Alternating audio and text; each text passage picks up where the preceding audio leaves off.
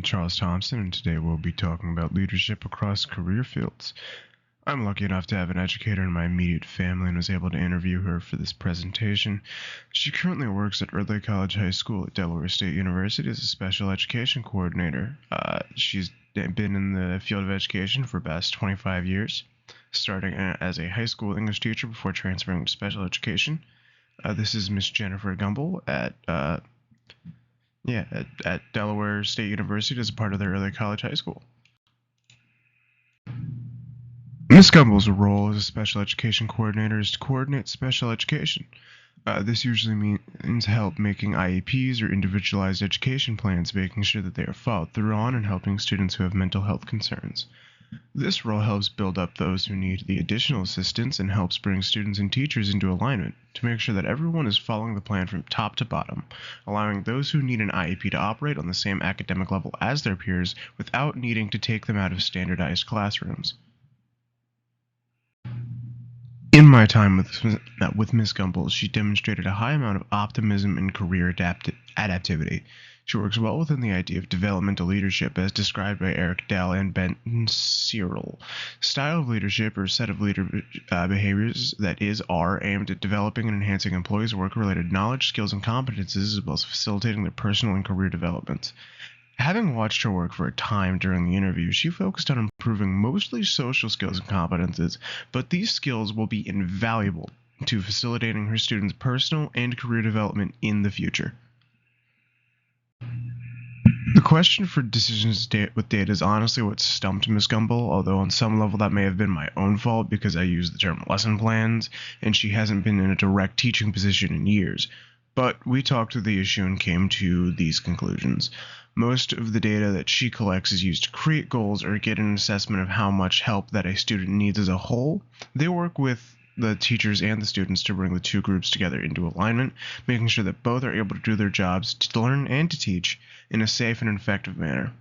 The student that Ms. Gumble spoke about is currently working on keeping a handle on his emotional outburst, utilizing self-soothing methods, which led us to speaking about one of the methods from Chapter 4, from the Inside Out.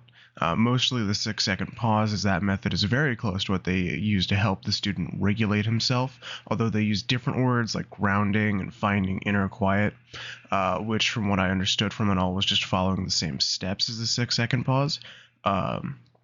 But she has a different view on that sort of thing. Not a negative connotation so much as a, more spiritual. Teaching has always been Ms. Gumble's job. Even before she was a school teacher, she was a personal trainer at a gym, teaching people the basics and things like that. She had some trouble answering this question at first, and I think it was mostly just because it was like the job, in the sense that she just did it, and we spent some time breaking it down into these two chunks of information. Learners of all types have their styles of learning, ways that information gets stuck in their head, and part of making sure that they are paying enough attention to the lesson is to make sure that their particular modality is engaged. Modalities are effectively the senses used when learning. Texas A&M University says that the 4 widely accepted learning modalities, or modes, are known by the acronym VARK: visual, auditory, reading, writing, kinesthetic. They're sometimes inaccurately referred to as learning styles, which implies that each learner has a style of learning that should be maximized in all learning situations. Ms. Gumble always includes all 4 indoor plans anyway when she is directly educating, and helps make sure that students are able to access the modality that they utilize best, such as recording lessons or having more time to look over notes should they need it. Evaluation comes in many forms, especially when evaluation is important to the job at hand. In special education, there are multiple types of evaluations. Anecdotal, observational, and formal are all used to get an understanding of a student's needs. Anecdotal evaluation is almost any evaluation that comes from someone else, either a separate psychologist or a separate school. Sometimes it's like a student's parents, like they're having this kind of a problem. But the main through line is that it stems from outside the office. Observational evaluations are done by just observing. They're usually follow-ups according to Ms. Gumble and recently updated or implemented IEPs to make sure that everything is operating smoothly and efficiently. Formal evaluations required me to ask for a little more specifics, and they are, in the simplest terms, just observational evaluations with the checklist. Someone observes a client or student in a class and checks to see if they need help or if their IEP is being followed based on like direct observational quality, less on direct observational qualities and more on a specific list of concrete items, are usually searching for a problem that you may have, more than you're searching to like solve a problem that might not be there yet. Miss Jennifer Gumbel's use of optimism lines up with how much the textbook speaks about optimism, using it as a way to push back against the negative aspects of life while using it to push herself further in the positive aspects of life. Through this, she is able to handle much more stress than I thought originally came with the position she's in. For example, she actively starts most of her groups with counting her blessings. When I showed her the text, she enjoyed the statement, "We can either choose to keep throwing those painful memories in front of us with every step we make, or pick up the pieces, find meaning, and be thankful for what we still have, and learn to accept that life was not meant to be a bed of roses." And we talked how she used a similar thought process to help people through their own struggles. She really likes to help people handle their own problems in like a positive way. Just helping someone be able to work through something themselves, so that way they're able to be a self-starter in that kind of respect. Through these actions to help advocate for those she is teaching, Miss Gumbel acts like a manager, utilizing 4 of the 6 top qualities that Julia Martins describes in her article.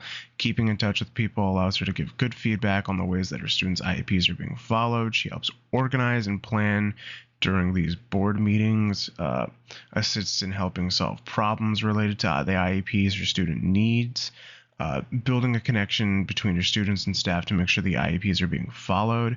She used this time to build a good corporate culture between the faculties and students by helping the two work together smoothly and easily. I use the term corporate culture mostly because I couldn't think of a good term for like the same thing in like a school. Maybe educational culture would work better there, but I think that corporate culture gets the idea just as easily. Finally, we wrap this presentation up with my personal like aha moments. I have only witnessed Miss Gumbel actually work a few times in my life, once when I was very little and she was still teaching at a public high school, and once again recently when I shadowed her before this interview. The work is stressful at times, but through her optimism, I've watched her get through a few rough patches and help others through their own rough patches. Through this shadowing, I realized how important that kind of optimism is in this field. Being able to look at a desperate situation and empathize with everyone involved, and then looking for a way through without being bogged down with the negative aspects.